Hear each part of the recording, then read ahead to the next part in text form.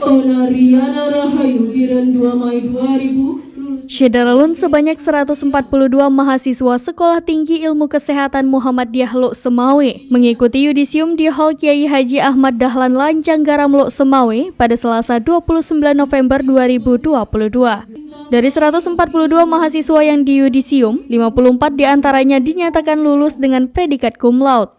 Rincian mahasiswa yang diyudisium kali ini, profesi nurse sebanyak 21 mahasiswa, lalu sarjana keperawatan sebanyak 121 orang, yang mana 54 diantaranya dinyatakan lulus dengan predikat cum laude. Saat prosesi yudisium dimulai, satu persatu nama mahasiswa dan mahasiswi dipanggil dan maju ke depan. Terlihat wajah-wajah ceria mereka yang menggambarkan rasa bahagia atas keberhasilan menamatkan pendidikan di Stikes MU Lok Semawe.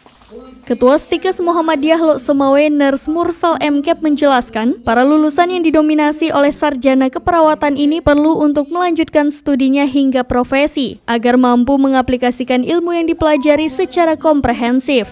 Selain itu, lulusan profesi dipastikan telah mampu bekerja dimanapun hingga bisa membuka praktek mandiri. Kepada para alumni, pihaknya mengharapkan agar bekerja secara profesional dan berkompeten. Terpenting, dapat menjaga nama baik alma mater, terus meningkatkan kemampuan sebagai tenaga kesehatan dan pastinya bisa memberikan manfaat bagi banyak orang. Untuk mahasiswa lulusan sarjana keperawatan, untuk dapat mengikuti tahap pendidikan terakhir, yaitu tahap pendidikan profesi nurse.